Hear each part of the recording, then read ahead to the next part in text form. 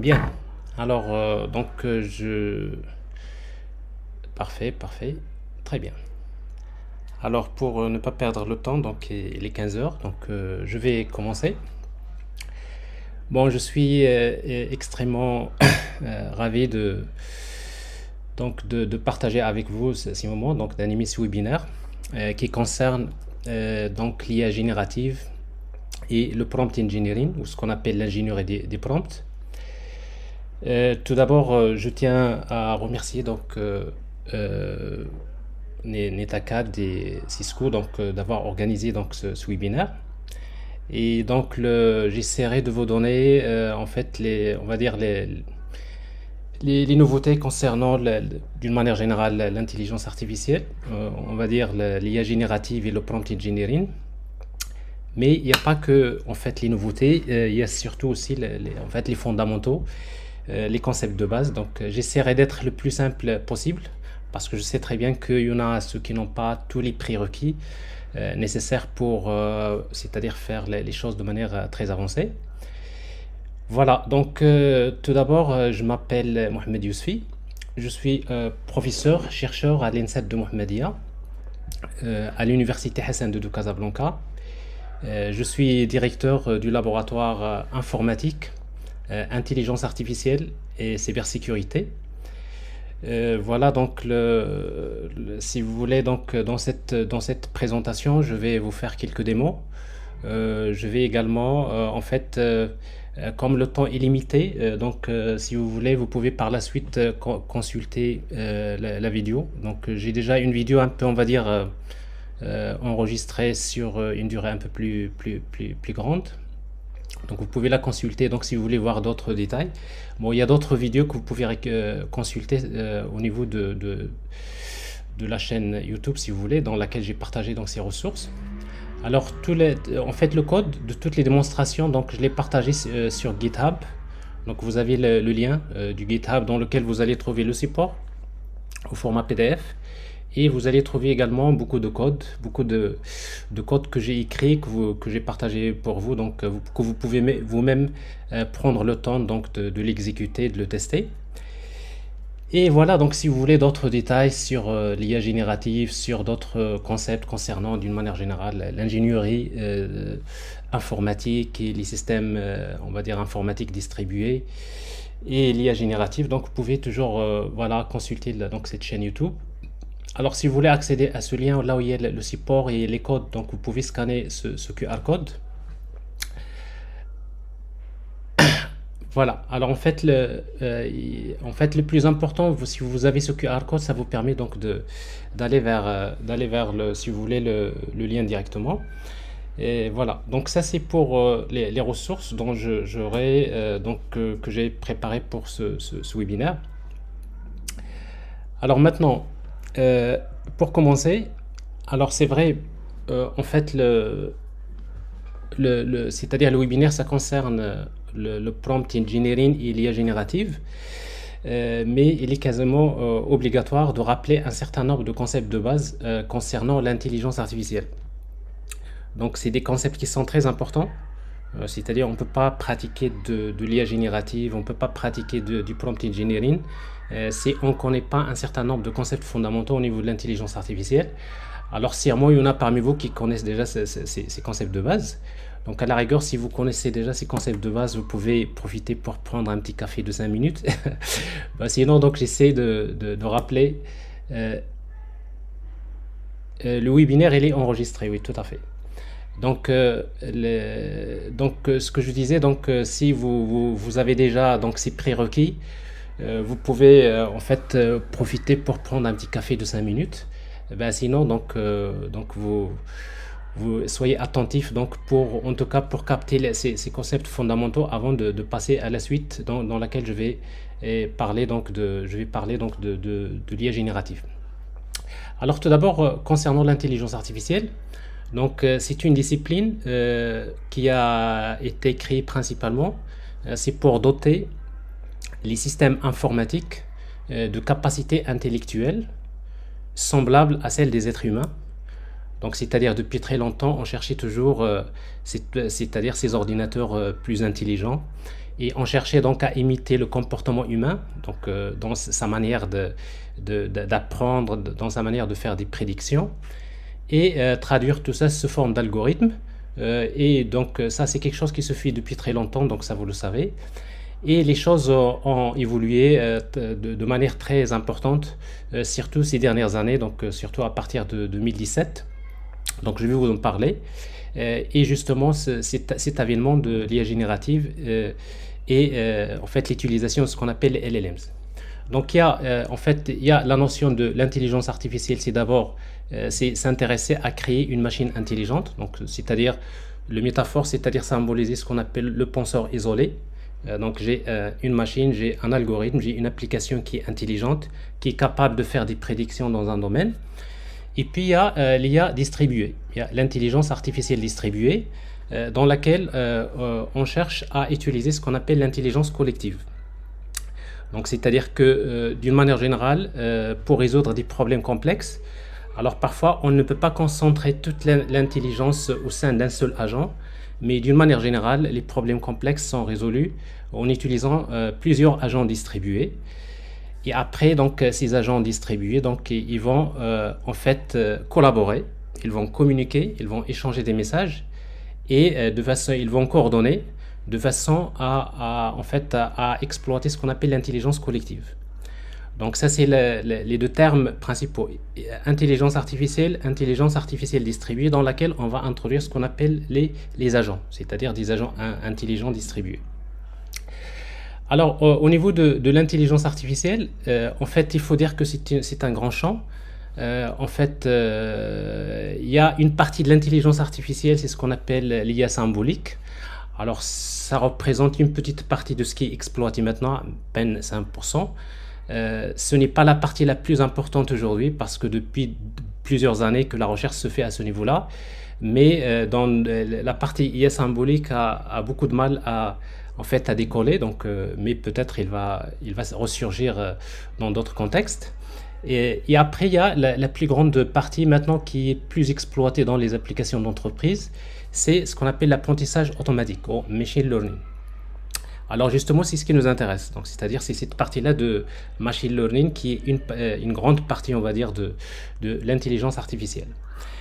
Alors maintenant, quand on parle machine learning, donc il faut juste savoir une chose, c'est que il existe deux façons pour faire l'apprentissage.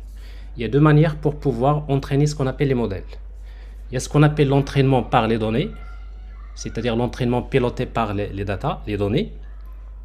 Et puis, on peut entraîner c'est-à-dire des modèles de l'intelligence artificielle par ce qu'on appelle l'expérience. Donc, vous avez deux façons de faire, soit par la data, les données, ou bien l'expérience. Alors, je vais essayer de vous parler de ces types-là, c'est très important. Alors, d'abord, concernant donc l'entraînement par les données. Donc, généralement, il y a trois façons pour entraîner des modèles en utilisant des données. Il y a ce qu'on appelle l'apprentissage supervisé, ou supervised learning. Il y a l'apprentissage non supervisé et l'apprentissage auto-supervisé. Alors, je vais essayer de vous expliquer rapidement donc, le sens de chacun parce qu'on va les retrouver donc, c'est-à-dire dans nos modèles. Alors, d'abord, dans l'apprentissage supervisé, donc c'est déjà l'idée, c'est quoi? C'est de l'apprentissage supervisé, c'est-à-dire c'est entraîner des modèles en utilisant un ensemble de données étiquetées. C'est-à-dire quoi? C'est-à-dire que on dispose de ce qu'on appelle un dataset. Donc, il nous faut donc des gens du métier il nous faut une stratégie de collecte de données avec des experts métiers. Et par la suite, on va collecter des données pour lesquelles on connaît les entrées et les sorties. Donc, c'est-à-dire on connaît les inputs et les outputs. Alors, pour faciliter, donc, je donne juste un exemple.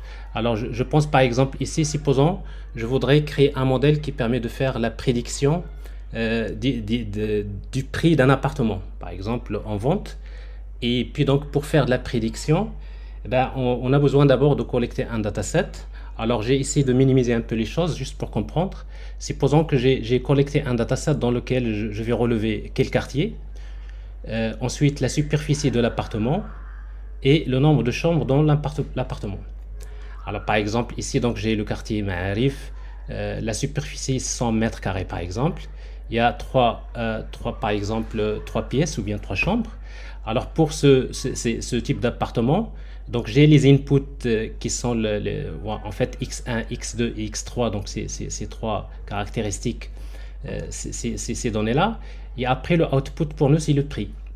Alors par exemple pour ce cas-là, donc c'est un appartement à 2 millions de dirhams. Par exemple pour cet appartement-là, c'est bêta à 120 mètres carrés, 3 chambres, c'est 1,1 million de dirhams, etc. Donc vous voyez, donc je relève un ensemble de données, je dois capter un ensemble de données pour lesquelles j'ai les inputs et le output. Donc forcément, donc j'ai besoin d'un expert qui permet de détecter ces données-là. Donc j'ai besoin de connaître la sortie, le label.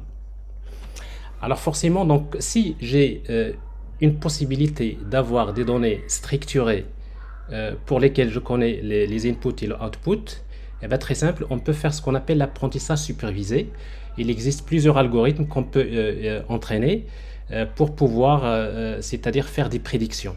Donc l'idée principale, on va prendre un modèle. Alors maintenant, bon, généralement dans l'apprentissage supervisé, en fait, il y a deux types en fait, de problèmes. Il faut les connaître. Il y a ce qu'on appelle la régression et la classification. Alors en fait, la régression, quand par exemple vous avez la sortie, c'est une valeur continue. Par exemple, ici, on veut prédire le prix. Ben, le prix, c'est une valeur, c'est un nombre qui peut varier c'est-à-dire sur une longue plage de données. Donc, c'est-à-dire le prix, c'est une valeur quantitative qu'on va essayer donc de prédire. Alors, quand le modèle prédit donc des valeurs continues, donc on va parler de ce qu'on appelle de la régression. Alors justement, par exemple, ce genre de problème, c'est ce qu'on appelle, c'est de l'apprentissage supervisé, et particulièrement, donc il s'agit de ce qu'on appelle une régression. Alors voilà, donc ça c'est un exemple de problème de régression. Alors techniquement parlant, c'est-à-dire quoi entraîner un modèle de régression? Ça consiste à, soi-disant, à trouver une fonction mathématique, par exemple, qui va lier donc les entrées et les sorties. Alors, donc, si par exemple, on suppose que c'est un modèle qui est linéaire, ce qui n'est pas le cas, c'est un problème plus complexe, donc généralement, vous allez chercher, on va dire, à trouver une équation de type, par exemple, ax1 plus bx2 plus cx3 plus d. Et donc, le fait de modéliser, c'est-à-dire de représenter donc ce problème avec ce modèle, c'est que vous êtes en train de faire ce qu'on appelle de la régression linéaire. Et dans ce cas-là, donc, pour nous, on a besoin donc, de déterminer donc, les paramètres de ce modèle. Et quels sont les paramètres du modèle? Alors, dans notre cas ici, nous avons quatre paramètres, A, B, C et D. Alors, forcément, pour déterminer ces paramètres A, B, C, D, donc, il existe plusieurs techniques, plusieurs algorithmes qu'on peut utiliser. Alors, pour un cas plus simple comme ça, vous savez, mathématiquement parlant, si vous disposez donc de quatre exemples de données, vous pouvez déterminer donc les inconnus A, B, C, D, mais d'une manière générale, ce n'est pas le cas, parce que la réalité, c'est que on ne connaît pas vraiment cette formule, parce que ça doit être des formules avec, c'est-à-dire plutôt donc avec en fait, des puissances de 2, de 3, de 4, etc. Donc ça doit être beaucoup plus complexe que ça. Et donc, du coup, donc, on aura besoin de déterminer beaucoup de paramètres. Et pour cela, nous aurons besoin d'utiliser des algorithmes. Donc il existe plusieurs algorithmes qu'on peut utiliser pour déterminer donc, ces paramètres. Et donc, une fois qu'on détermine donc, ces paramètres-là, alors pour les déterminer, bien sûr, on va prendre ces données-là. Pour chaque input, on connaît le output et après par la suite, donc ça on sait le faire depuis très longtemps, on peut déterminer ces paramètres. Okay. Voilà. Ok. Alors donc ça c'est en fait ce qu'on appelle la régression. Donc il existe plusieurs algorithmes qui sont assez connus, donc que vous connaissez peut-être, et dans lesquels on va trouver donc en fait des algorithmes comme par exemple la régression linéaire, polynomiale, Ridge, lasso, etc., etc.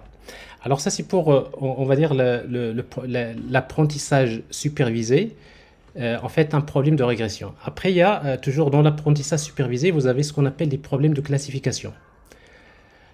Alors c'est quoi la différence entre le problème de régression et le problème de classification? C'est que en fait dans le problème de classification, Nous avons toujours donc un dataset dont les données sont étiquetées, donc pour lesquelles on connaît les inputs et le output. Mais après donc la sortie, en fait la sortie ce n'est pas une valeur continue, mais ça doit être tout simplement ce qu'on appelle des labels. C'est des valeurs discrètes dans lesquelles par exemple je trouve, c'est-à-dire j'ai par exemple un exemple ici. Supposons je voudrais faire la prédiction par exemple. Euh, alors ça, c'est pas le prix d'un appartement.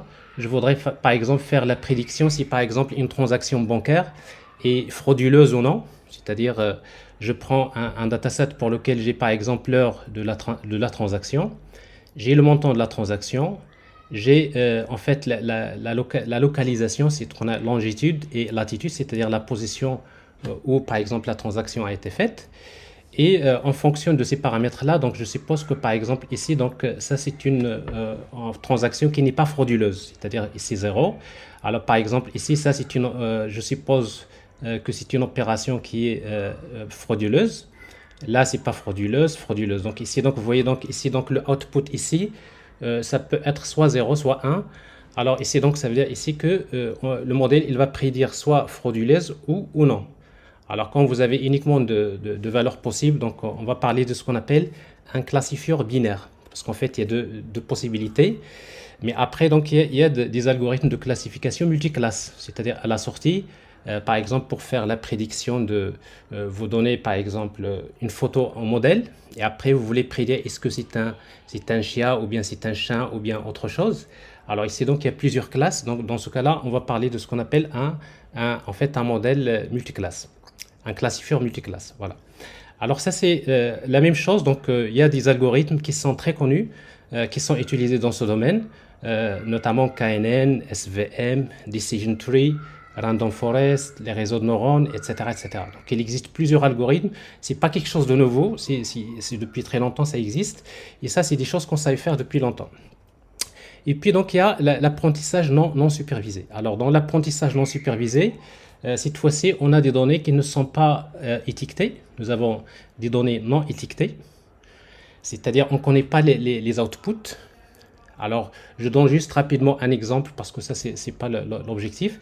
Je prends par exemple ici, vous voyez donc une photo qui parle de ça. J'ai par exemple des dates et après, donc ces dates-là, donc je vais fouiller dans les dates. Et par la suite, je vais c'est-à-dire les dates, je vais les classifier sous forme de ce qu'on appelle des clusters. Donc, par exemple, celles qui sont cuites, on va les mettre de ce côté-là. Celles qui ne sont pas encore cuites, on va les distinguer. Donc, le fait de fouiller dans des données, on va définir ce qu'on appelle une mesure de similarité, qui fait que quand on va fouiller dans les données, on va déterminer ce qu'on appelle les clusters, ou bien les différents groupes. Alors, donc ici, on ne connaît pas donc les outputs. On a un ensemble d'individus, un ensemble de données. Et après, donc, il y a des modèles qui sont très connus, qui sont très performants, comme K-means, par exemple, qu'on peut utiliser pour faire ce qu'on appelle le clustering ou ce qu'on appelle c'est de l'apprentissage non supervisé. Alors ça, c'est la même chose. Donc ça, c'est juste pour que vous ayez une idée par rapport à la différence entre l'apprentissage supervisé et non supervisé. Et puis, donc, il y a l'apprentissage auto-supervisé. Alors, ça, c'est l'apprentissage autosupervisé, sans doute, c'est le moins connu des deux, parce que c'est quelque chose qui a été développé, ça fait pas très, très, très longtemps. Donc, c'est quoi, en fait, l'idée, c'est quoi? C'est que l'apprentissage, voilà. Alors pour l'apprentissage autosupervisé, donc, qu'est-ce que nous avons? Alors, en fait, c'est ce qu'on appelle self-supervised learning. Donc, on va essayer de prendre un ensemble de données non étiquetées, c'est-à-dire on a des données mais on ne connaît pas les outputs. Alors en fait, pour connaître normalement, pour étiqueter les données, il nous faut des êtres humains, il nous faut des experts. Et généralement, vous savez que labelliser les données, trouver des experts qui vont vous dire, qui vont trouver, c'est-à-dire labelliser les données, parfois ça coûte trop cher. Et parfois on n'a pas cette possibilité. Et en fait, l'auto-supervisé, donc c'est un type d'algorithme qui est capable de labelliser les données automatiquement, c'est-à-dire sans faire appel à des êtres humains pour faire trouver ces labels. Alors l'idée c'est quoi? C'est principal, on va essayer de cacher une partie des données, on va prendre un ensemble de données non étiquetées, on va les donner en modèle et après on va lui cacher un certain nombre de données. Et quand on va cacher des données, après par la suite, on va entraîner le modèle de façon à ce qu'il puisse prédire ces données qui sont cachées. Donc avec cette technique-là, on arrive plutôt à créer des modèles qui sont très importants, qui sont très, très puissants. Et d'ailleurs, c'est la base de ChatGPT, donc on va en parler, qui est basé sur cet apprentissage auto-supervisé. Alors comment, par exemple, dans le domaine de NLP, Natural Language Processing, alors ce qu'on fait, c'est qu'on va prendre du texte non structuré, et quand on prend le texte, on va le donner au modèle. Vous prenez du texte, et puis donc dans ce texte, on va cacher des mots. Et après, donc, on va essayer d'utiliser ce qu'on appelle des encodeurs et des décodeurs qui vont être utilisés pour encoder ce texte-là et entraîner le modèle de façon à ce que le décodeur puisse prédire les mots cachés. Donc, avec ces techniques-là, donc, on peut créer des modèles qui permettent de faire ce qu'on appelle l'autocomplétion. Alors, c'est exactement ce que vous faites quand vous tapez, par exemple, quand vous écrivez un texte « Bonjour », et après, donc, le modèle, il vous propose la suite. Donc, c'est-à-dire, il fait des prédictions selon quoi? Selon un modèle qui était entraîné de manière auto-supervisée. Alors, ce genre de modèles sont très importants. Ils ont été développés ces dernières années. D'ailleurs, c'est ce qui fait le point fort de l'IA générative. Et parmi les modèles qui sont très connus, il y a ce qu'on appelle les transformers, parmi lesquels on va trouver donc le modèle BERT qui est développé par Google et GPT qui est développé par OpenAI.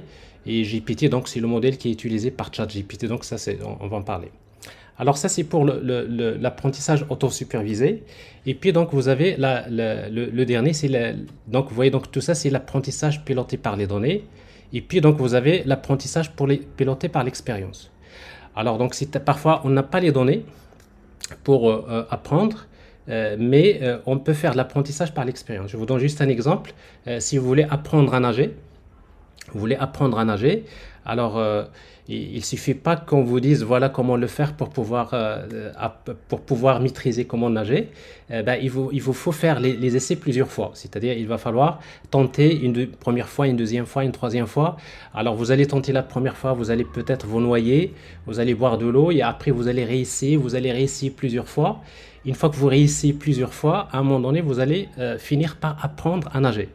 Alors, cette façon-là, qui existe chez les êtres humains, justement, c'est ce qu'on appelle l'apprentissage par renforcement. Donc, ça, c'est pas de l'apprentissage par les données, mais l'apprentissage par l'expérience. Donc, c'est ce qu'on appelle le reinforcement learning. Alors, l'idée principale, c'est quoi? C'est qu'on a un agent qui va, en fait, évoluer dans un environnement. L'agent, il va agir sur l'environnement. Par exemple, vous voulez nager, donc vous allez essayer donc d'agir sur c'est-à-dire l'environnement. Et puis l'environnement, il va vous donner des récompenses. C'est ce qu'on appelle les rewards, la récompense. Alors cette récompense peut être positive ou bien négative. Alors si c'est positif, c'est que vous savez que vous avez bien fait. Si la récompense est négative, par exemple, vous êtes noyé, la récompense est négative, c'est que vous savez que ce que vous avez fait avant, c'était pas bon. Et vous allez automatiquement, l'agent, il va passer d'un état vers un autre état. Et après, il va encore agir sur l'environnement. L'environnement lui donne des récompenses et ainsi de suite. Donc, on va essayer de faire ça. L'algorithme, il va essayer de tenter. Donc, l'algorithme va essayer de tenter de faire ça plusieurs fois. Donc, au bout d'un certain temps, tout simplement, il va finir par apprendre à prendre les bonnes décisions. C'est-à-dire quand vous le positionnez dans une position, il sait très bien quelle est l'action optimale qu'il va prendre c'est-à-dire pour choisir le chemin optimal. Donc c'est exactement ce qui se passe. Alors ce qui fait que dans la réalité, alors il y a des algorithmes qui sont très connus. Donc la même chose, je ne vais pas rentrer dans les détails, parmi lesquels il y a par exemple Q-Learning, PPO, Proximal Policy Optimization. Donc ça, c'est des algorithmes qui font partie de la catégorie de l'apprentissage par renforcement. Il se trouve que la majorité des applications de l'IA, généralement, utilisent les deux. Donc on utilise l'apprentissage supervisé et on utilise l'apprentissage par renforcement. Et quand on utilise en fait l'apprentissage supervisé, c'est-à-dire on fait l'apprentissage par les données, et après on utilise l'apprentissage par renforcement, c'est-à-dire les combiner. Donc souvent c'est ce qu'on appelle Deep Reinforcement Learning. Donc ça c'est quelque chose qui est assez connu. Par exemple la voiture autonome qui se conduit toute seule, comment elle est pilotée? Bien, tout simplement par des algorithmes de Deep Reinforcement Learning. Alors, ça veut dire quoi? Deep learning, c'est en fait une partie de machine learning. C'est que vous avez des caméras. Les caméras, ils vont prendre des photos sur l'environnement. Donc, avec les caméras, donc, c'est des données. En fait, on peut faire ce qu'on appelle l'abstraction d'état. On peut savoir qu'est-ce qui se passe, est-ce qu'il y a des obstacles, est-ce qu'il y a, en fait, qu'est-ce qu'il y a dans l'environnement. Et puis, une fois que on a ces données-là, par la suite, il y a un algorithme d'apprentissage par renforcement qui va conduire, qui va décider est-ce qu'il va tourner à gauche, à droite, est-ce qu'il va accélérer ou bien freiner. Donc, si on combine l'apprentissage supervisé et l'apprentissage par renforcement, donc on peut aller vers des applications industrielles. Donc, généralement, souvent, on a besoin de tout ça. Bon, voilà, alors donc grâce à cet apprentissage avec ces techniques-là, donc depuis 1985, il y a en fait un concept qui était né, c'est ce qu'on appelle les systèmes multi-agents. C'est-à-dire en fait les systèmes multi-agents, c'est un type, en fait, c'est un type de modélisation qui consiste en fait, à réaliser des applications informatiques sous forme d'un ensemble d'agents. Bon, c'est des agents distribués. Alors chaque agent, généralement, c'est une application intelligente. Chaque agent, souvent, il utilise ces algorithmes d'apprentissage par renforcement et d'apprentissage supervisé, non supervisé, etc. Et puis donc, chaque agent, il va évoluer dans un environnement. Si vous voulez, ça, c'est les trois dimensions d'un agent. Il va rentrer en interaction avec d'autres agents parce qu'il a besoin de communiquer avec les autres agents pour bien sûr exploiter l'intelligence collective. Et après, il va évoluer selon ce qu'on appelle une organisation. C'est-à-dire, souvent, quand on a des systèmes multi-agents, comme une entreprise, il nous faut une organisation, par exemple, une organisation hiérarchique pour laquelle, par exemple, voilà, donc c'est-à-dire que vous avez la décision, elle est prise par qui, c'est qui va coordonner, etc. Donc, tout ça, c'est ce qu'on appelle les systèmes multi-agents. Alors, en fait, les systèmes multi-agents, c'est quelque chose de très ancien, mais c'est quelque chose d'important parce que maintenant, ça va être, on assiste maintenant à la renaissance de ces systèmes multi-agents, justement grâce à l'IA générative. Donc, dans les applications que vous allez trouver bientôt, vous allez voir ce qu'on appelle, on va parler de AI agents. Donc, c'est la raison pour laquelle j'ai rappelé un peu ce concept. Voilà, alors maintenant, ça, c'est des concepts de base. Alors, pour l'IA générative, alors c'est quoi l'IA générative? L'IA générative, c'est un type d'intelligence artificielle qui consiste à générer des données. Donc, on va entraîner des modèles avec des données qu'on a déjà. Et une fois qu'on les entraîne avec ces données dont on dispose, eh bien, ces modèles sont capables de générer de nouvelles données qu'ils n'ont jamais vues. Donc, c'est-à-dire, ça, c'est des modèles, on peut générer du texte, comme par exemple ChatGPT, vous lui posez une question, il vous répond, il génère du texte. On peut générer des images, on peut générer de la musique, le texte, etc. etc. Donc, ça, c'est l'idée principale, c'est d'avoir des modèles qui génèrent des nouvelles données. C'est-à-dire maintenant, avec l'IA générative, les données peuvent être générées par de l'intelligence artificielle. Alors, justement, si vous voulez, au niveau de la littérature, alors ça a commencé en 2014, notamment avec des modèles qu'on appelle les GANs, ce qu'on appelle Generative Adversarial Network. Alors, en fait, les GANs, si vous voulez, c'est à peu près... Il y a un site qui s'appelle This Person Does Not Exist. Si vous regardez, par exemple, dans ce site-là, à chaque fois que vous actualisez, vous allez voir, il y a une photo qui est générée. Vous voyez, donc cette photo-là, c'est pas réel. C'est-à-dire, c'est des photos qui sont générées par de l'intelligence artificielle générative. Et derrière ça, il y a des modèles qu'on appelle les GANs. Donc ça, c'était un premier exemple qui était exploité.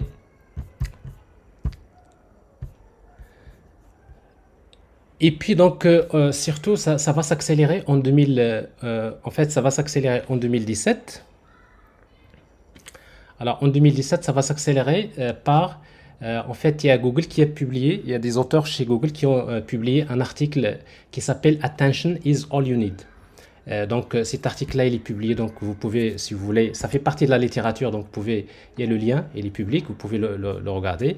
Bon, ça c'est pour les scientifiques d'une manière générale. Ça, si vous voulez, le début de ce qu'on appelle des transformers. Et donc justement, c'est ce mécanisme d'attention qui a été réinventé parce que c'est quelque chose qui existait avant et qui va donner un coup d'accélération à l'IA générative. Donc, grâce à ce mécanisme-là, donc il y a des modèles qui ont été créés qu'on appelle les transformers, créés chez Google. Vous voyez, donc c'est Google qui a initié ça. Mais après, il y a OpenAI qui a exploité ce modèle pour créer son propre modèle qui s'appelle GPT. GPT, c'est Generative Pre-trained Transformers. Alors, et Google a créé son propre modèle qui s'appelle BERT, Bidirectional Encoder Representations for Transformers. Donc, ça, c'est principalement les deux modèles Transformers qui sont les plus populaires, mais il y en a d'autres. Alors, en 2019, ça s'accélère. Donc, les gains se sont améliorés en créant ce qu'on appelle les style gains. Et puis, donc, en 2020, c'est là où le grand public va découvrir ChatGPT. C'est là où on commence à être étonné par l'avènement grâce au modèle GPT-3 de OpenAI. Donc, c'était le premier LLM, le premier modèle donc, qui est capable donc, de générer du texte. Vous le connaissez donc, à travers ChatGPT. Et après, donc, c'est-à-dire ces transformers ont été exploités dans le domaine de la vision, c'est-à-dire de la génération des images. Donc justement, en 2021, ce qu'on appelle les VI ou bien les Vision Transformers ont été créés et des modèles ont été créés comme Clip, comme Daily pour générer des images. Donc ça, c'est des modèles chez OpenAI. Après, il y a des modèles open source. Donc en 2022, donc, il y a ChatGPT 3.5 qui s'est développé pour améliorer un peu c'est-à-dire les performances. Daily, donc c'est un modèle qui fait pour générer les images. Et puis ça s'accélère. Donc vous voyez donc les derniers modèles actuellement les plus puissants, sans doute il y a GPT-4o. Il y a GPT-4o mini aussi, donc qui ont été créés par Google, qui sont donc GPT-4o, c'est un peu particulier, c'est parce qu'aujourd'hui, c'est le modèle, le LLM le plus, on va dire, le plus puissant. C'est le plus, en fait, le plus puissant jusqu'à présent, tout simplement parce que lui, il est entraîné, en fait, pas uniquement avec le texte, c'est-à-dire, c'est un modèle qui comprend aussi bien le texte en natif, il comprend les messages audio, il comprend également des séquences vidéo, c'est-à-dire que donc, ça ouvre un champ d'application qui est très important. Donc, c'est pour cela que ça, c'est un modèle qui est très important à utiliser à un moment donné dans les applications. Alors bien sûr, Google donc, va suivre avec Gemini. Donc, et puis il y a l'open source. Alors forcément, tout ça, c'est des modèles qui sont propriétaires, qui ne sont pas gratuits. Et puis donc, il y a en fait Meta, c'est-à-dire Facebook, a décidé de rendre son modèle LLM open source, c'est Llama. Donc c'est grâce justement à Llama que aujourd'hui donc on dispose des milliers de modèles qui sont basés sur Llama, qui sont open source. Alors tout ça, on va voir comment les exploiter. Donc voilà, donc pour la génération d'images, donc il y a d'autres modèles qui sont créés comme Stable Diffusion, Midjourney, etc. Donc il existe maintenant, l'écosystème c'est très développé, mais il faut noter que ça c'est un point important. En 2017, c'est grâce à ces algorithmes Transformers qui sont basés sur ce qu'on appelle le mécanisme d'attention. Alors maintenant, qu'est-ce qui fait qu'aujourd'hui on vit ce qu'on appelle l'âge d'or de l'intelligence artificielle? Alors, il faut juste noter qu'il y a trois choses importantes. La première, c'est d'abord la puissance des modèles. Donc, c'est grâce justement aux Transformers qu'on a maintenant des modèles comme GPT, comme BERT. Alors, tous ces modèles-là, ils vont exploiter aussi bien l'apprentissage supervisé que l'apprentissage autosupervisé que l'apprentissage par renforcement. Donc, c'est-à-dire, c'est la combinaison de tous ces algorithmes dont je vous ai parlé tout à l'heure qui vont être exploités. Donc, si vous voulez, ça représente, on va dire, la grande évolution de l'intelligence artificielle. Rappelez ici, donc, si vous voulez, ce schéma-là, je n'en ai pas parlé, mais vous voyez, donc, il y a l'intelligence artificielle, il y a une partie machine learning dans laquelle vous trouverez l'apprentissage par les données, par l'expérience. Il y a deep learning qui est une partie de machine learning. Et dans Deep Learning, vous avez l'IA générative. Donc, vous voyez donc l'IA générative, c'est un... Alors déjà, bon, Deep Learning, c'est en fait, c'est du machine learning, mais dans lequel on va utiliser dans la majorité des cas ce qu'on appelle les réseaux de neurones artificiels. Généralement, c'est très pratique quand on a beaucoup de données. Par exemple, quand on veut entraîner des modèles qui font la reconnaissance d'images ou quand on a beaucoup de texte, alors les algorithmes classiques ne marchent pas. Ben justement, c'est là où on va trouver donc, les réseaux de neurones artificiels. C'est des algorithmes qui sont très puissants dans le domaine du deep learning. Et puis dans la partie de deep learning, vous avez l'IA générative. Et dans l'IA générative, vous avez ce qu'on appelle les LLMs, c'est Large Language Models. C'est des modèles larges, comme par exemple ChatGPT que vous utilisez. C'est un LLM qui est capable de générer du texte, qui permet de faire du chat. Alors, comme vous voyez donc ici, les LLMs, vous voyez donc nous, le cours qu'on fait, c'est à ce niveau-là. C'est-à-dire, on va beaucoup nous concentrer sur les LLMs, l'utilisation des LLMs. Mais vous voyez donc, LLM, c'est une petite partie de l'intelligence artificielle. Mais cette petite partie-là, on va dire, c'est le concentré de tous les résultats scientifiques, de la recherche scientifique dans le domaine de l'intelligence artificielle depuis très longtemps. Donc, c'est-à-dire tout ce qui est de mieux produit par l'intelligence artificielle, par la recherche dans le domaine de l'intelligence artificielle, elle est exploitée dans les LLMs. Donc, c'est pour cela que aujourd'hui, c'est la partie la plus utilisée par les entreprises, c'est la partie la plus prometteuse. Donc, c'est pour cela qu'on va essayer donc de lui consacrer ce temps. Voilà, alors ça c'est pour, donc vous voyez donc les trois facteurs accélérateurs qui font qu'on vit l'âge d'or de l'intelligence artificielle. C'est la puissance du modèle, l'abondance des données, parce qu'on a les réseaux sociaux, on a beaucoup de données. OpenAI, quand il a entraîné ChatGPT, c'est qu'il a utilisé beaucoup de données du web. Donc il y a beaucoup de données qu'on utilise pour entraîner le modèle. Et puis donc il y a la puissance de calcul. Alors pour entraîner des modèles comme par exemple les LLMs, ça prend beaucoup de temps de calcul. Ça prend vraiment des mois et des mois, parfois des années. Alors pour faire ces calculs-là, ben, on a besoin de faire ce qu'on appelle des calculs parallèles. C'est-à-dire on a besoin des machines qui contiennent beaucoup de microprocesseurs. Et bien justement, ce qui est le plus important dans ce domaine, ben, c'est ce qu'on appelle les GPU. Alors les GPU, donc c'est les plus connus, c'est les GPU de Nvidia, qui ont développé des cartes graphiques dans lesquelles on trouve des milliers de microprocesseurs. Et ces microprocesseurs-là, donc une fois que vous avez une carte Nvidia dans votre machine, ben, ça permet d'accélérer les calculs.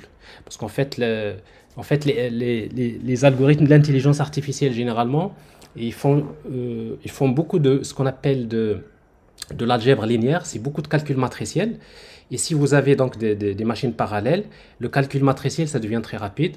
Donc justement, ça c'est un point très important. Vous voyez donc les cartes GPU, c'est l'une des cartes maintenant les plus recommandées, les plus plutôt commandées par les entreprises. Tout le monde veut acheter des ordinateurs avec les GPU parce que ça permet donc d'accélérer les calculs, notamment pour entraîner des modèles de l'intelligence artificielle.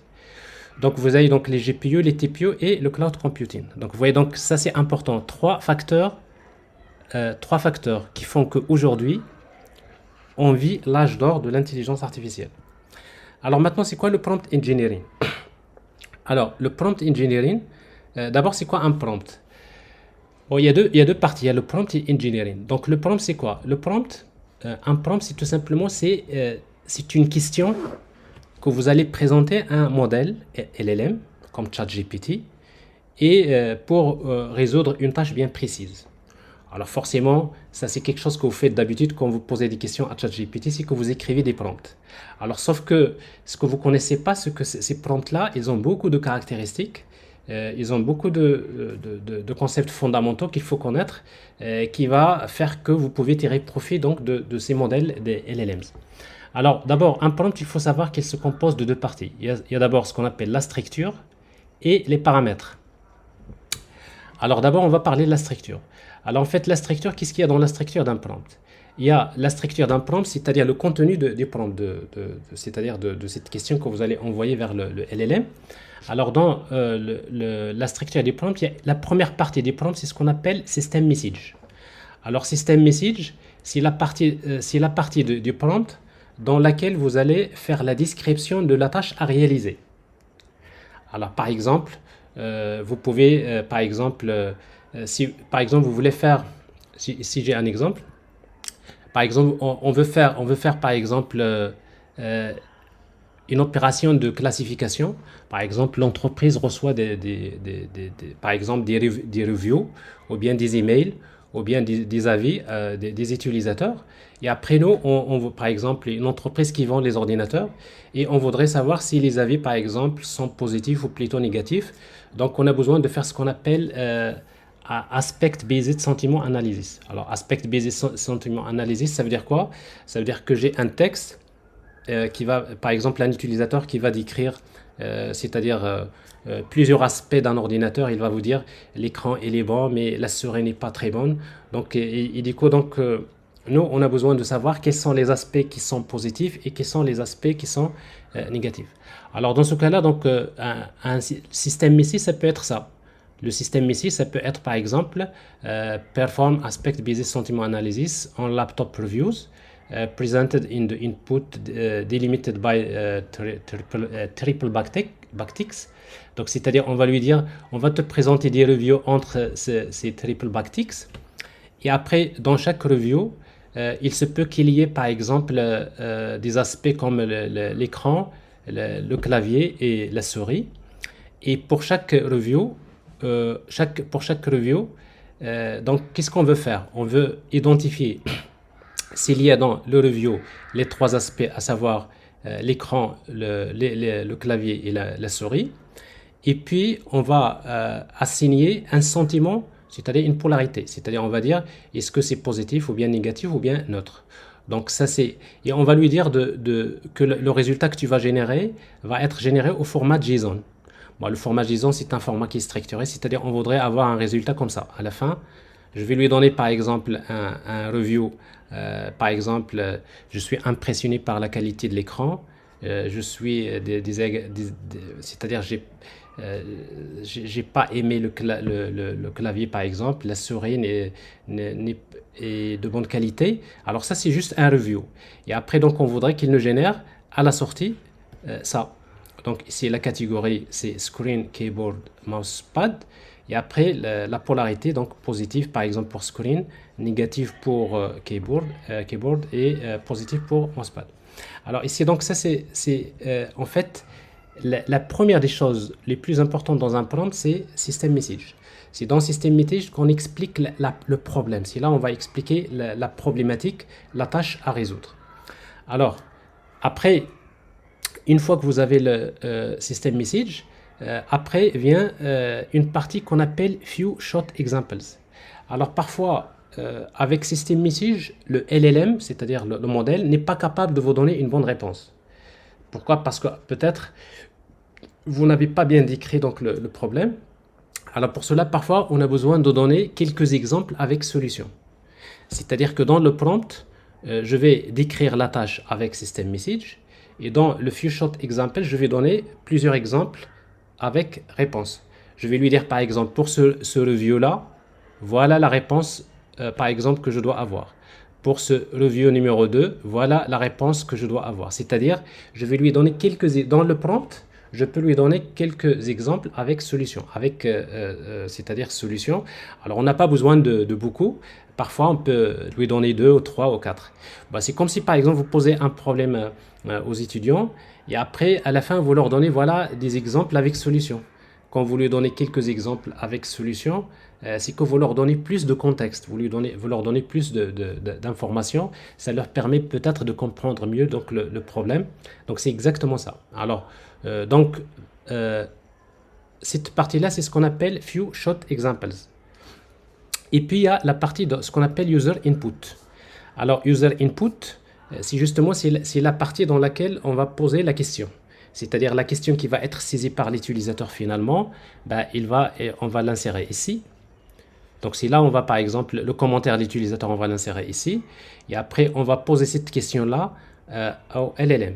Mais cette question-là, il doit être accompagné par System Message et il doit être accompagné par quelques exemples avec réponse. Ça, c'est l'application qui fait ça, les applications qu'on développe souvent qui font ce travail et qui fait que si vous avez un prompt pour lequel vous avez ces trois parties-là, c'est-à-dire vous avez System Message, alors vous avez System Message, vous avez Few Shot Examples et User Input. Alors ça c'est ce qu'on appelle Few Shot Prompt. Donc un Few Shot Prompt, c'est un prompt dans lequel on a System Message, vous avez quelques exemples avec solution, les Few Shot Examples et User Input. Et parfois on n'a pas besoin de ça. Dans la majorité des cas, on n'a pas besoin de Few Shot Examples. Donc on n'a pas besoin, parce que parfois avec System Message plus User Input, c'est suffisant pour avoir une bonne réponse. Alors dans ce cas-là, si vous n'avez pas des few shot examples, vous avez ce qu'on appelle un prompt qui s'appelle zero shot prompt. Alors si vous entendez parler de zero shot prompt ou bien le zero shot prompting, ça veut dire que c'est un prompt dans lequel on n'a pas besoin d'envoyer quelques exemples avec solution, quelques questions avec réponse si vous voulez. Alors ça c'est pour la structure. Alors maintenant, après il y a les paramètres. Alors dans les paramètres, nous avons en fait quelques paramètres qui sont très importants. Parmi ces paramètres, d'abord il y a max tokens. Il faut savoir une chose, c'est que dans le domaine de NLP, un texte, quand vous donnez un texte à un LLM, la première des choses qu'il fait, c'est qu'il va d'abord découper le texte en un ensemble de petits morceaux. C'est ce qu'on appelle les tokens. Alors ici, vous avez un lien OpenAI Tokenizer. Alors ici, par exemple, je prends un texte quelconque. Bonjour, par exemple, je suis en train d'expliquer. Alors vous voyez, donc ça c'est un texte. Alors ce texte-là, normalement, quand vous l'envoyez vers un LLM, la première des choses que fait LLM, c'est qu'il va le découper. Alors vous voyez ici, par exemple, bonjour, c'est un token. C'est avec une couleur. Je, par exemple, c'est un token avec son espace. Ça suit, c'est un token. En train, vous voyez, donc une partie, c'est un token. Et une autre partie, c'est un token. Ça, c'est un token, etc. Donc vous voyez, par exemple, dans ce texte-là, il y a combien de tokens? Il y a 9 tokens. Donc ce qui fait que généralement, dans l'IA générative, les LLMs utilisent ce qu'on appelle les transformers. Et les transformers, ils ont une capacité maximale de tokens qu'ils peuvent générer pour une question. Ils ont ce qu'on appelle, les modèles ont ce qu'on appelle un context window. Alors ce context window, par exemple pour GPT-3.5, context window c'est 4096. C'est-à-dire que par exemple GPT-3.5, quand il vous génère une réponse, la réponse qu'il génère, plus sa question, ne peut pas dépasser 4096 tokens. Alors que par exemple GPT-4, donc c'est 128 000 tokens. Mixtral ou bien en fait Llama, la même chose, 128 kg tokens. Donc c'est-à-dire ça dépend des LLMs. Donc ce qui fait que quand on pose une question à un LLM, généralement nous avons besoin de lui indiquer le maximum de tokens qu'il ne doit pas dépasser dans la réponse. Donc d'un côté, parce que parfois on n'a pas besoin qu'il nous génère beaucoup de texte. Bon, ça vous le savez, les modèles LLM sont bavards. Quand vous leur posez une question comme ChatGPT, il vous répond avec beaucoup de texte. Donc si vous voulez limiter, c'est-à-dire la quantité de texte qu'il doit générer, donc on peut spécifier ça le max tokens. Par exemple, on peut lui dire ne dépasse pas le maximum de tokens. Et et en même temps, il faut savoir une chose, c'est que les modèles comme dans OpenAI, ils sont facturés. Et quand on facture par tokens. Alors ici, donc vous avez un tableau, par exemple, comme le système de facturation de OpenAI. Par exemple, GPT-4. C'est 0,03 $, ça a changé, sur 1 kilo, 1 million de tokens, par exemple. Donc, c'est-à-dire pour 1 million de tokens, il le facture avec ce montant. Donc, ce qui fait que si vous utilisez les modèles d'OpenAI, c'est que vous n'avez pas intérêt à consommer beaucoup de tokens parce que plus vous consommez les tokens, plus bien sûr, ça va se refléter au niveau de la facture. Alors, l'autre paramètre qui est important, et après je passe, c'est la température. Alors en fait, la température, c'est quoi? La température, c'est un paramètre dont la valeur peut varier entre 0 et 1. 0 et 1. Alors si vous voulez une réponse concise, précise, par exemple, vous voulez poser la question, vous voulez qu'il vous dise est-ce que le sentiment il est positif ou bien négatif. C'est-à-dire, vous savez très bien que la réponse doit être soit positive, soit négative. Donc ici, vous allez utiliser une température égale à 0. Alors, si vous avez la température égale à 0, c'est que vous obligez le LLM à donner une réponse bien précise. Alors que si la température est proche de 1, c'est-à-dire vous demandez au LLM d'être imaginatif.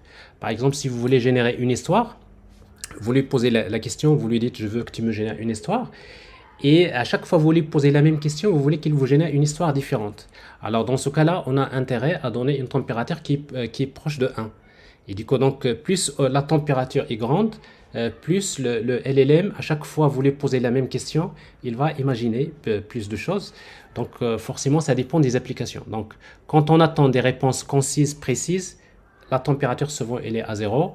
Quand on attend des réponses, c'est-à-dire subjectives, c'est-à-dire dans laquelle on veut générer beaucoup de texte, et bien tout simplement on utilise des températures qui sont relativement grandes, voire par exemple 1 comme valeur.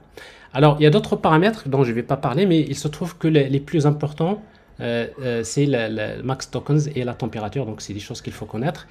Et puis donc vous voyez, on a défini ce que c'est un prompt. Donc un prompt est défini par la structure et les paramètres. Et puis il y a engineering. Alors engineering, c'est quoi l'ingénierie des prompts? C'est le processus, c'est un processus qui consiste à concevoir les prompts, les évaluer et les déployer. Donc, c'est-à-dire, tout ça, c'est de l'ingénierie. C'est un métier qui a été inventé par l'intelligence artificielle. C'est-à-dire, maintenant, concevoir des prompts, les évaluer, parce qu'on ne peut pas déployer des prompts, on ne peut pas faire confiance aux prompts sans, scientifiquement parlant, les évaluer. Il y a des métriques qu'on utilise pour pouvoir les évaluer. Et vous pouvez voir ça dans les exemples que je vais vous fournir. Et puis donc, une fois que ces prompts sont créés, on va les déployer dans des applications. Et forcément, il existe plusieurs types de prompts. Aujourd'hui, bon, vous regardez la vidéo parce que là, je décris en détail chaque type de prompt: instruction prompt, le prompt, reasoning prompt, induction prompt, paraphrasing prompt et chain of thought prompt. Alors tout ça, c'est les différents types de prompts qui existent. Donc chacun a une définition, chacun il est utilisé dans un contexte précis. Donc je vous invite à regarder donc la vidéo que je vous ai laissée pour voir un peu les détails, parce que il va falloir que je passe à la suite. Alors maintenant, comment exploiter l'IA générative? Alors pour exploiter l'IA générative, donc il faut savoir que donc vous avez 3 façons de faire a priori. Alors la première, c'est d'utiliser ce qu'on appelle le few shot learning. Alors c'est quoi le few shot learning? C'est que vous avez une application à développer. Votre application, l'utilisateur, il va poser la question. Cette question-là, on va l'envoyer vers un LLM, Large Language Model, comme par exemple GPT-4. Et après, le LLM, il va nous donner la réponse. Alors, si on regarde dans le prompt, qu'est-ce qu'on a? On a System Message, on a Few Shot Examples et on a User Query. Alors, donc, quand on envoie des prompts vers les LLMs dans lesquels on trouve System Message, Few Shot Examples et User Query, c'est qu'on est en train de faire ce qu'on appelle le Few Shot Prompting. Alors, il y a une autre façon de faire, c'est de faire ce qu'on appelle le fine-tuning. En fait, le Few Shot Prompting, l'inconvénient, c'est quoi? L'inconvénient, c'est que en fait, dans le prompt, il y a beaucoup d'exemples. C'est-à-dire, le prompt, il est très volumineux. À chaque fois que vous envoyez le prompt, il faut donner quelques exemples avec solution. Donc, c'est pas forcément très, très pratique parfois. Alors, la deuxième solution, c'est de faire ce qu'on appelle le fine-tuning. Alors, le fine-tuning, c'est quoi? C'est qu'on va prendre un dataset, des données. Donc, je vais prendre des données spécifiques dans mon domaine. Par exemple, je voudrais créer un LLM qui va se spécialiser dans mon domaine. Donc, je vais prendre les données de l'entreprise et on va les donner je prends un LLM générique, général. Et après, on va le réentraîner. Et ça va nous donner ce qu'on appelle un LLM spécifique. Donc, c'est-à-dire quoi? C'est un LLM, mais qui va se spécialiser dans ce domaine-là. Donc, cette opération, ça nécessite de faire ce qu'on appelle le fine-tuning. Et le fine-tuning, c'est des calculs. C'est-à-dire que ça nécessite d'avoir une machine qui est puissante, qui est capable de prendre une grande quantité de données, de refaire le réentraînement, ou bien ce qu'on appelle le fine-tuning de LLM. Et une fois ça, on a ce qu'on appelle un LLM spécialisé dans un domaine. Une fois que vous avez ce LLM fine-tuné, maintenant, votre application, à chaque fois que vous lui posez la question, votre question, vous la posez directement vers le LLM spécifique et ça va vous donner des réponses beaucoup encore plus précises. Alors, dans ce cas-là, on n'a pas besoin d'utiliser un few shot prompt. Donc, on n'a pas besoin de donner des exemples avec solution parce que le LLM, il est déjà entraîné dans un domaine spécifique. Donc, ça, c'est intéressant. Donc, ça, c'est la deuxième. La troisième, alors, le troisième, c'est que parfois, généralement, le LLM, il est incapable de vous donner des réponses. Pourquoi? Tout simplement parce que il n'a jamais vu des données concernant ce genre de problème que vous lui posez. Alors, par exemple, si vous lui dites, je voudrais connaître les performances de mon entreprise entre 2020 et 2024, ben, il ne va pas vous donner de réponse parce qu'il ne connaît pas votre entreprise, il ne connaît pas les données sur votre entreprise, donc il ne peut pas vous répondre. Alors, c'est quoi la solution? La solution, c'est d'utiliser ce qu'on appelle la technique Retrieval Augmented Generation, RAG. Alors, comment on va faire? On va prendre les données de l'entreprise, les données non structurées. Vous prenez tous les fichiers PDF dont dispose l'entreprise. On va les prendre, on va les découper en des petits morceaux. C'est ce qu'on appelle les chunks. Alors, pourquoi on va les découper en morceaux? Parce que après chaque morceau, on va le donner au LLM. Et vous savez que les LLM, ils ont un context window qu'il ne faut pas dépasser. Donc, on ne peut pas donner un grand fichier directement à un LLM. Il faut qu'il soit découpé. On va lui donner morceau par morceau. Parce qu'en fait, il y a une limite de ce qu'on appelle de context window. Et puis, ce qu'on va faire, c'est qu'on va prendre ces chunks, on va faire ce qu'on appelle le text embedding. Alors, le text embedding, c'est-à-dire de représenter ce texte par des vecteurs. Et ces vecteurs-là vont garder la sémantique, vont garder le sens du texte. Donc, c'est-à-dire notre texte devient des vecteurs. Il y a des modèles de embedding qu'on peut utiliser pour faire ces opérations. Et puis, on va enregistrer ces données-là, vectorielles, dans une base de données de l'entreprise.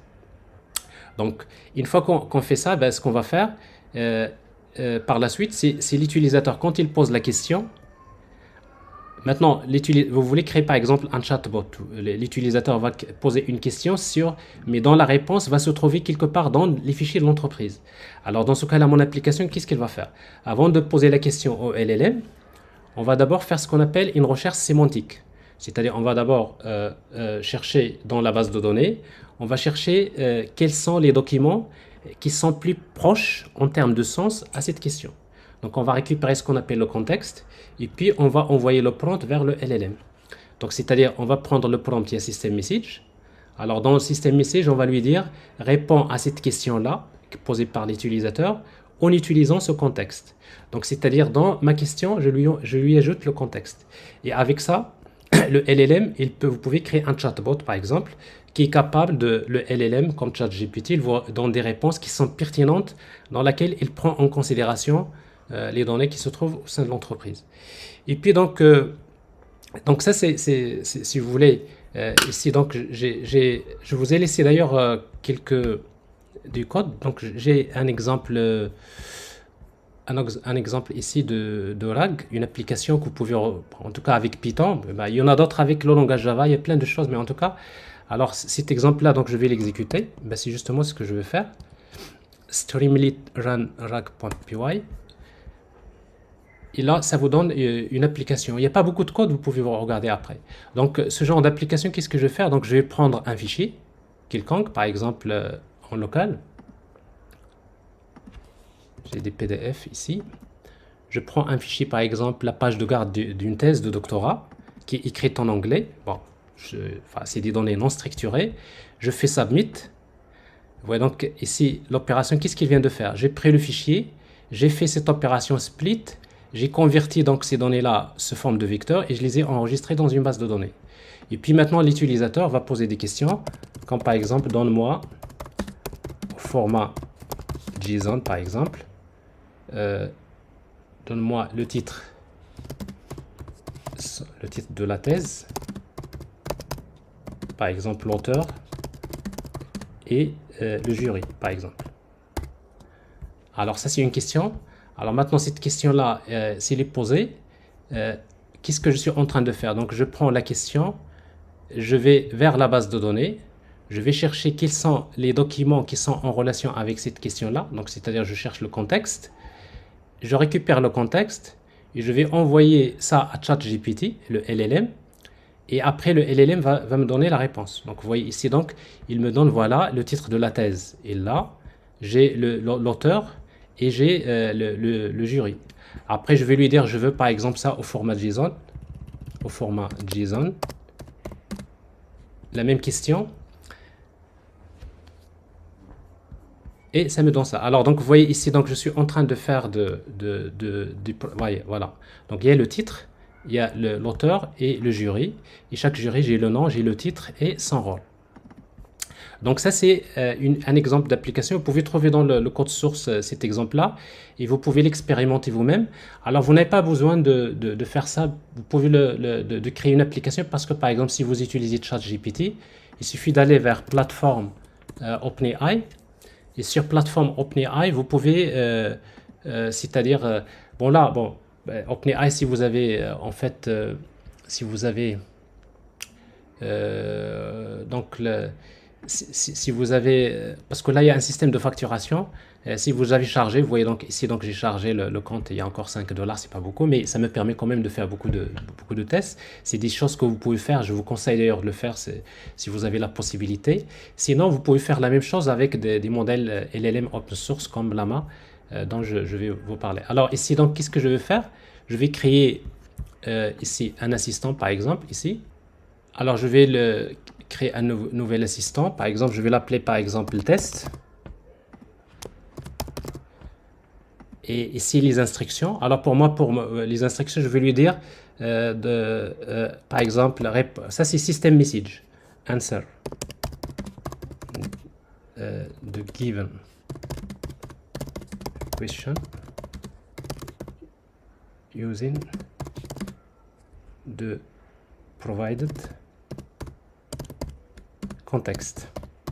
C'est-à-dire, réponds-moi à la question en utilisant uniquement le contexte. Ici, quel modèle que je vais utiliser? C'est GPT-4, par exemple, ici, 4o, par exemple. Et puis, donc, si vous voulez lui attacher des fichiers, vous pouvez faire ça. Ici, donc, vous voyez, donc, vous créez un assistant et après, vous dites, je veux te poser des questions, mais tu vas prendre en considération, c'est-à-dire ces fichiers-là. Je vais prendre le même fichier, ici. Alors, vous voyez donc ici, qu'est-ce qu'il vient de faire? Il vient de faire le même travail que je vous ai montré avec Python dans l'exemple. C'est-à-dire, je vais attacher ce fichier-là, il va le découper en chunks, il le garde quelque part au format vectoriel dans sa base de données.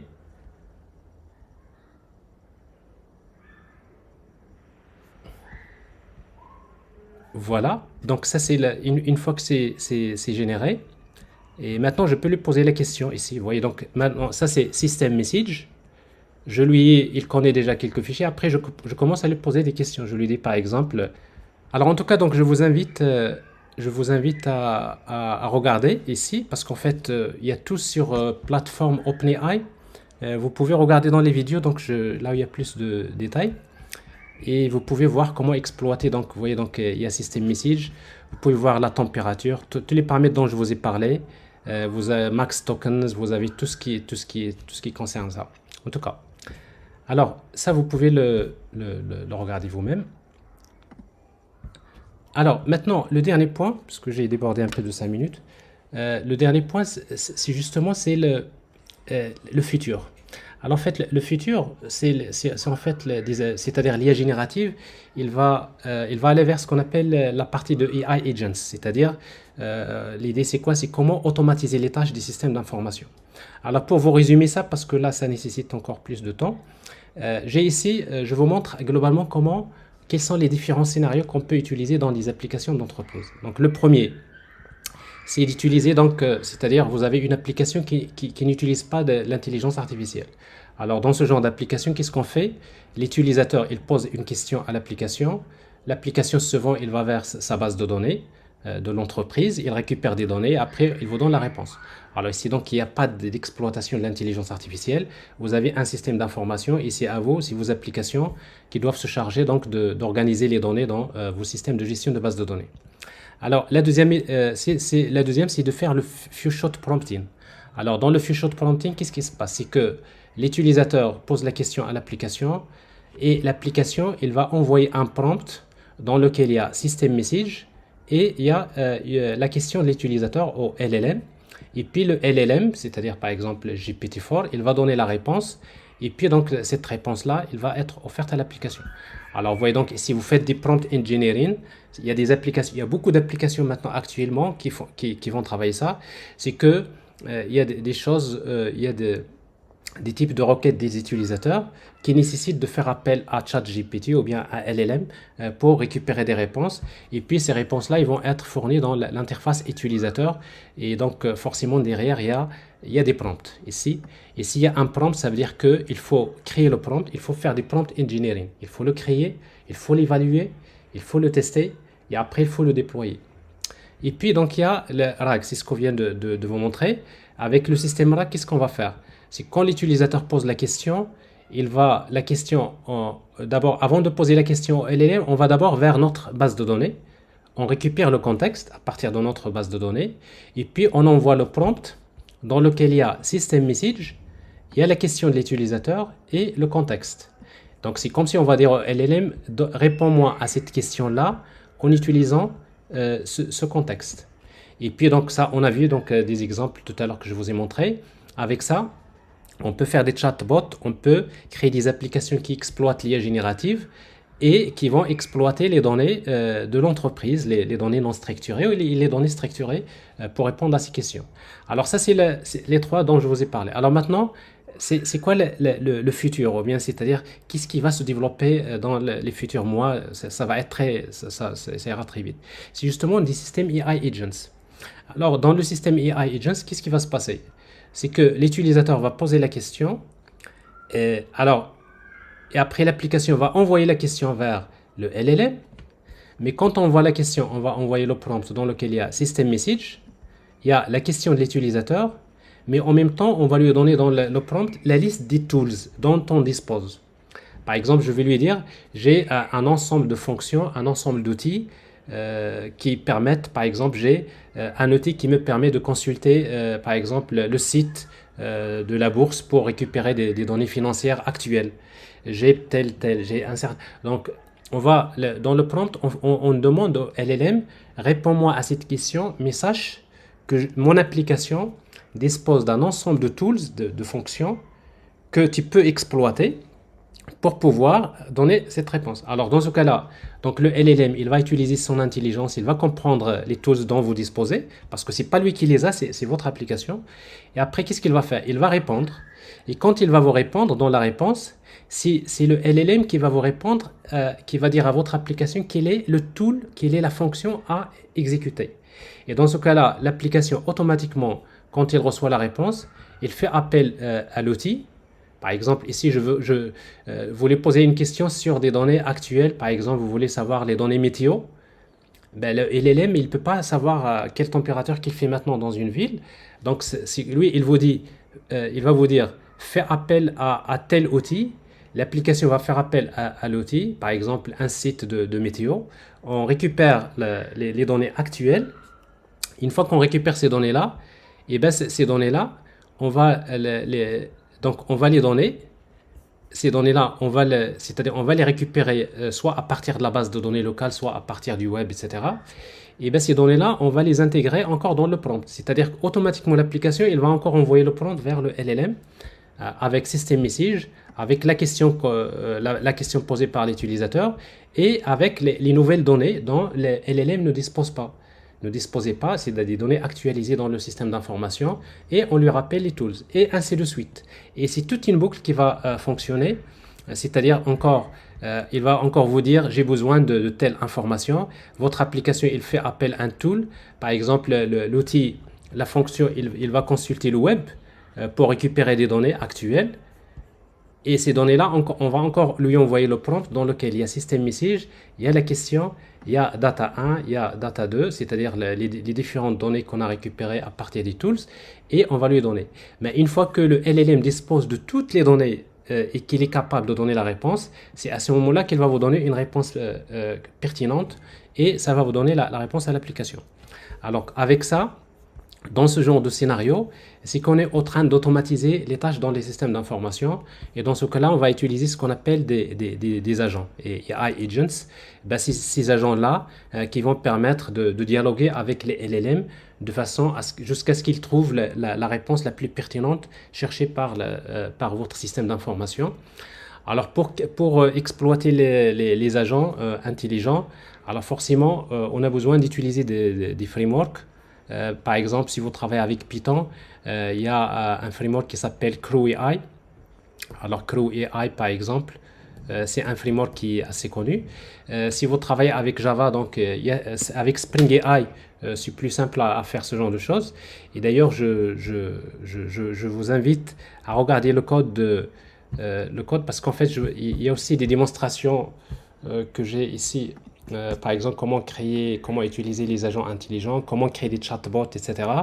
Alors, tout ce code-là, donc je vous rappelle que vous allez le trouver vous allez le trouver.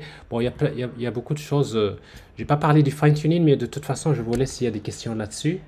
Euh,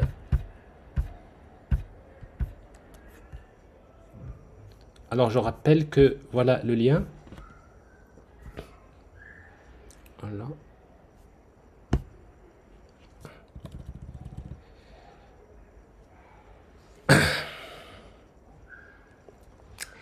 C'est très serré en 1 heure. Alors, donc le lien donc vous voyez donc il y a l'enregistrement vidéo à peu près, il est là, un peu plus développé. Vous avez le lien, le code source, il est là, donc le repository GitHub. Et là, vous allez trouver vous allez trouver l'exemple RAG que j'ai exécuté tout à l'heure. Par exemple, vous voyez ici le code, elle est là. Vous allez trouver le fichier, le support PDF. Donc ça, c'est le support.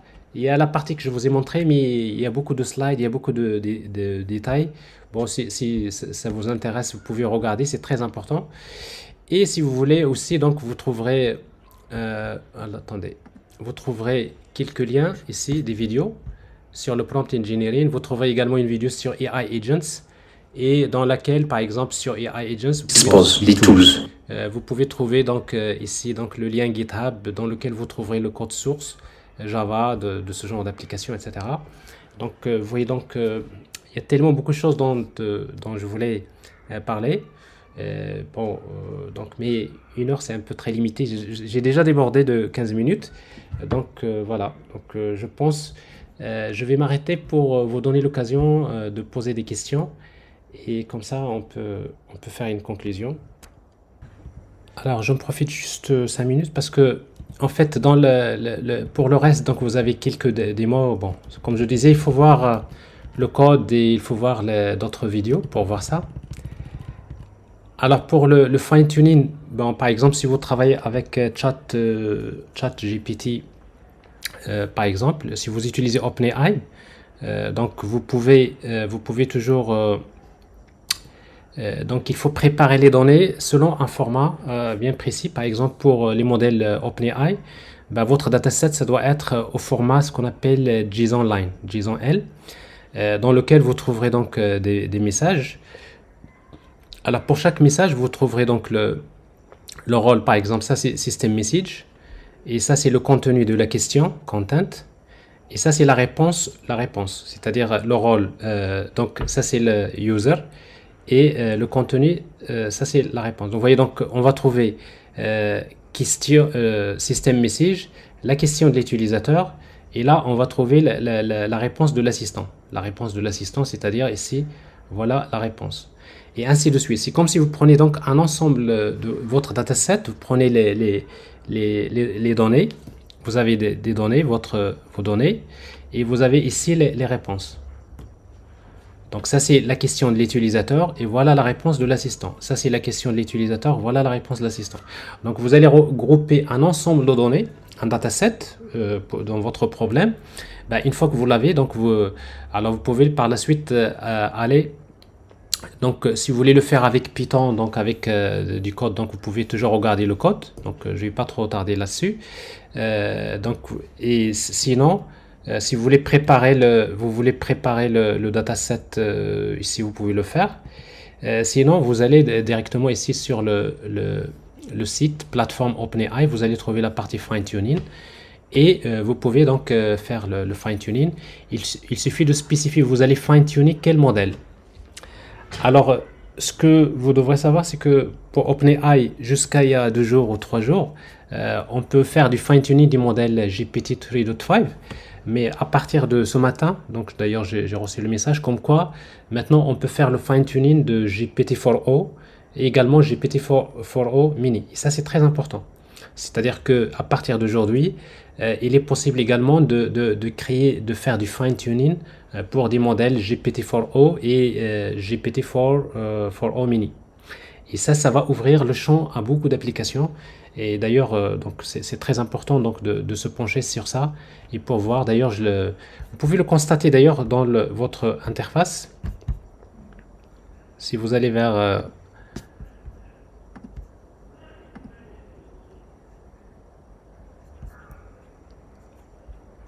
alors,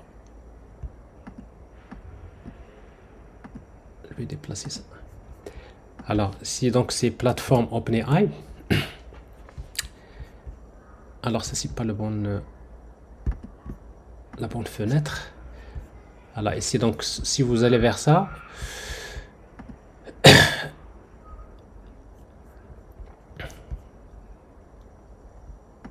si vous allez vers dashboard, donc vous allez trouver fine tuning. Ici dans fine tuning, donc vous pouvez donc regarder, créer un fine tuning. Et vous voyez donc ici sélectionner la base du modèle. Alors ici donc tous ces modèles là, vous voyez donc ici vous allez trouver maintenant GPT-4o. Donc ça c'est quelque chose qui c'est vraiment très récent. C'est depuis ce matin ou bien depuis hier que cette opération elle est maintenant devenue possible. Donc vous pouvez maintenant prendre un modèle Omni comme GPT-4o qui est multimodal et vous pouvez donc prendre le fichier. Alors maintenant il faut lui donner le fichier JSON-L. Ben, c'est ce fichier là dont je vous ai parlé tout à l'heure, c'est-à-dire c'est ce format là. Voilà, il faut préparer votre fichier ce format là et après par la suite tout se fait c'est-à-dire sans problème. Ça prend un peu de temps, il faut attendre jusqu'à ce qu'il fait ses calculs parce que ça vous le faites directement sur la plateforme de OpenAI. Donc ça c'est pour répondre juste c'est pour cette question qui concerne donc le fine tuning. Après l'autre point dont j'ai pas parlé, alors vous avez quelques exemples donc bon ça c'est en fait les principes de l'IA responsable. Donc pour interagir avec les LLMs avec Python, donc vous avez quelques exemples, vous avez des slides. Par exemple ça c'est un simple prompt, un simple zero shot prompt par exemple. Vous avez en fait des exemples en utilisant donc les modèles Llama. Alors en fait les modèles Llama donc c'est des modèles qui sont open source. Donc si vous voulez vous pouvez utiliser des modèles Llama open source.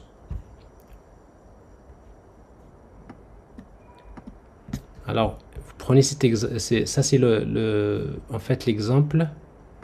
Voilà, ça c'est le notebook que vous pouvez exploiter donc pour faire vos tests. Alors ici donc vous avez ici quelques exemples.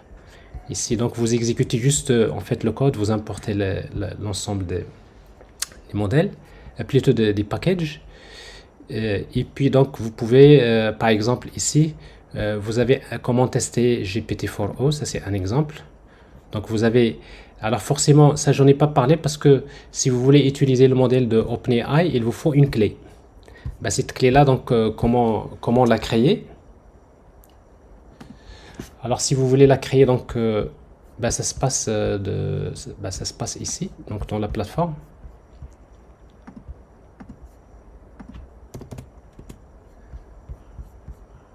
Vous avez API keys, créer la clé, vous lui donnez le nom par exemple NetaCat. Alors vous voyez donc ça c'est une clé, c'est-à-dire quand on développe des applications, si nos applications ils vont communiquer avec ChatGPT grâce à cette clé là. Ben, si cette clé là c'est avec cette clé qu'il va vous facturer en fait le nombre de tokens etc. Donc tout ça c'est le son. Ah là là depuis tout à l'heure j'ai coupé le son. Alors désolé, bon le son était coupé. Donc c'est en fait voilà, donc je disais donc c'est cette clé là que vous allez utiliser. C'est avec cette clé là que votre application va communiquer avec en fait les LLMs et c'est avec cette clé que vous allez être facturé. Donc si vous regardez donc vous allez trouver donc des exemples ici par exemple. Ça c'est par exemple sentiment analysis, vous avez un prompt, vous avez système prompt, vous avez user prompt etc. Et vous avez la réponse ici obtenue. Vous avez un exemple avec avec Llama. Alors avec Llama donc vous avez deux façons de l'utiliser, soit en local. Alors si vous voulez utiliser Llama en local, ben, vous aurez besoin de télécharger un outil qui s'appelle Ollama. Alors c'est celui-là, donc il faut le télécharger. Une fois qu'il est téléchargé, installé, vous allez avec ça, vous pouvez démarrer. En fait, vous pouvez démarrer le modèle.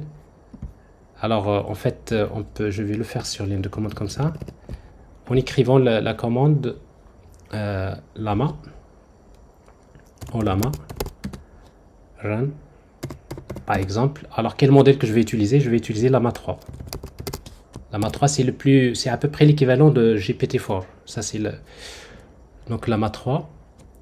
Alors ça c'est un modèle si ce LLM n'existe pas dans votre machine, il va le télécharger, et ça prend beaucoup de temps pour le télécharger parce qu'il y a beaucoup de gigas. Si ça existe déjà, donc il va le démarrer, c'est le cas ici. D'ailleurs vous voyez une petite icône ici, Lama il est démarré. Maintenant c'est comme si vous avez un exemple de ChatGPT dans votre machine.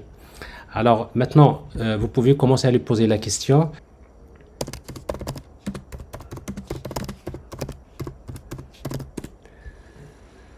Alors vous voyez, donc ça c'est pas ChatGPT qui vous répond, et ben c'est Lama. Lama 3 qui est installé en local. Maintenant, ça c'est open source, c'est gratuit. Et là, vous pouvez l'utiliser pour... donc, quand vous faites du prompt engineering, vous avez ici des exemples. Par exemple, ici, ça, ce code-là, il envoie ce prompt vers la Lama. C'est Lama 3, le modèle. Vous lui envoyez la question, vous voyez donc qu'il vous donne le sentiment, c'est négatif. Alors cette fois-ci, donc c'est Lama qui vous donne la réponse. Et puis vous avez pour les images, par exemple avec le modèle, par exemple, déjà GPT-4o, ça c'est très important. Il faut savoir que GPT-4o, c'est un modèle qui est multimodal, c'est-à-dire vous pouvez par exemple lui poser une question dans laquelle vous donnez une image. Par exemple, ici je vais prendre une image. Par exemple une photo que j'ai prise en classe dans l'amphi, et après je vais lui demander de me donner le prompt, c'est ça, donne-moi une description de l'image. Le résultat sera au format JSON avec les champs suivants. Je veux la description de l'image, le nombre de personnes dans l'image, le nombre de filles, le nombre de garçons. Donc ça c'est un exemple de prompt, mais dans mon prompt dans le prompt je vais lui donner l'image. Avec ce genre de questions, si vous envoyez la question, et vous allez voir, il est très très puissant GPT-4o pour ce genre de description. Donc il va me donner donc voilà la description. Il me dit que l'image montre une grande salle de classe avec plusieurs rangées d'étudiants assis à des bureaux, les murs, etc., etc. Avec donc une description, j'ai le nombre de personnes, il y a 70, le nombre de filles c'est 20, et le nombre de garçons c'est 20. Alors, si je cherche l'image, il est là, bon, si vous voulez voir. Elle est là. Bon, ça c'est le genre d'image que j'ai prise ici. Alors, ça c'est pour c'est-à-dire la description des images. Et puis si vous voulez faire générer des images, vous pouvez utiliser, vous avez des exemples pour générer des images avec DALL-E 3 par exemple, DALL-E 3. Donc vous avez aussi des codes que vous pouvez écrire facilement, que vous pouvez comprendre. Alors ici par exemple, je lui demande de me générer un chat avec un costume dans une fête avec un café dans la main. Bon, ça c'est, vous pouvez imaginer ce que vous voulez, et ça me donne quelque chose comme ça. Bon, ça me génère. Alors je vais encore envoyer la question. Donc là, c'est parce que la température n'est pas égale à 0. Donc normalement, à chaque fois qu'il va me générer une image qui est différente. Parce qu'à chaque fois, il va imaginer. Donc ça, c'est le prompt. Mais le output, la réponse, vous voyez ici, c'est différent. Vous voyez, donc c'est un chat. Parce que je lui demande un chat avec un costume dans une fête avec un café dans la main. Vous voyez, donc... voilà. Alors ça, c'est quelques éléments. Et puis donc dans le notebook, vous allez trouver des exemples donc comment utiliser Stable Diffusion. Stable Diffusion, c'est à peu près l'équivalent DALL-E, mais en local, c'est open source. Donc vous pouvez toujours voir comment tout ça, c'est dans les vidéos. Et puis vous avez comment faire le prompt engineering, c'est-à-dire comment créer les prompts, comment les évaluer. Et vous avez un exemple de sentiment analysis que vous pouvez exploiter ici donc. Et ça, vous pouvez voir en tout cas dans le code. Voilà. Alors ça, c'est les éléments dont je n'ai pas parlé, alors un peu plus de temps. Donc vous avez, si vous regardez dans son prompt, vous allez trouver un exemple comment évaluer les prompts et quelles sont les métriques à utiliser. Parce qu'en fait, c'est toute une démarche. Il faut prendre, un dataset. Alors ici, donc, vous avez un exemple de dataset qui contient on va dire, des movies ou des films, notamment sur,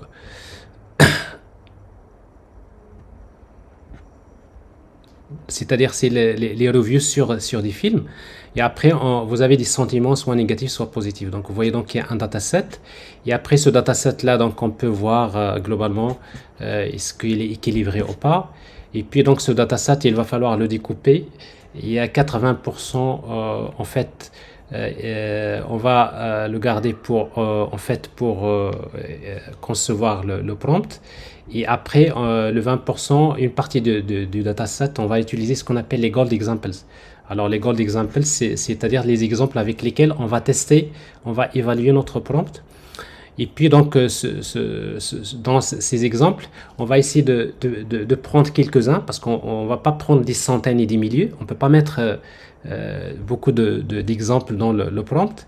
Donc, il y a toute une démarche qui fait qu'on va prendre quelques prompts, on va les découper, on va essayer donc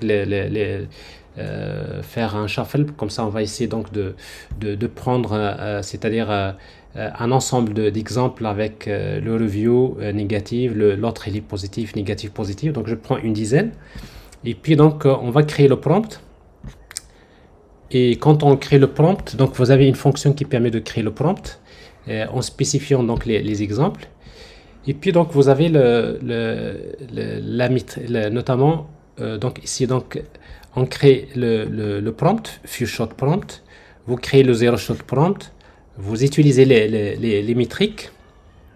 Donc ici donc l'idée principale c'est ça, c'est que vous allez faire une boucle, vous allez pour chaque gold example, vous le mettez dans le prompt, vous envoyez, vous récupérez la réponse. Et après, il faut comparer si la réponse donnée par le LLM et celle qui existe c'est-à-dire dans le dataset, est-ce que ça concorde? Alors ici, donc forcément, ça peut être soit positif, soit négatif, c'est un cas plus simple. Mais parfois, il y a des cas où la réponse est subjective. Et quand la réponse est subjective, alors forcément, on ne va pas utiliser donc des métriques classiques comme l'accuracy ou bien recall. Donc ça, c'est des métriques qu'on utilise dans des cas comme sentiment analysis. Mais dans les cas où il y a des réponses subjectives, il y a d'autres métriques comme BERT score, par exemple, il y a des métriques comme rouge, bleu. Donc il existe plusieurs techniques, mais en tout cas, tout ça, ça mérite, c'est toute une discipline. Mais ce que j'ai essayé de donner là, c'est juste quelques éléments de base. Mais bon, si l'occasion se présente la prochaine fois, donc peut-être je vais parler de ces détails. Voilà, donc c'est ce que je peux dire mais en tout cas pour aujourd'hui, donc je pense que vous pouvez faire de mieux, c'est de regarder donc c'est déjà ce qu'on a fait et de regarder les exemples que j'ai présentés là. Donc voilà, donc je vous remercie de votre présence. Je vous remercie également d'être patient. Alors en tout cas, donc vous avez mes coordonnées. Vous pouvez toujours me contacter en cas si jamais vous avez besoin des ressources particulières. Mais comme je disais, donc vous avez des liens, vous avez des vidéos, vous avez une chaîne dans laquelle vous allez trouver pas mal de vidéos qui expliquent un peu les détails. Et donc voilà, donc ça m'a fait énormément plaisir donc de partager avec vous donc ces moments.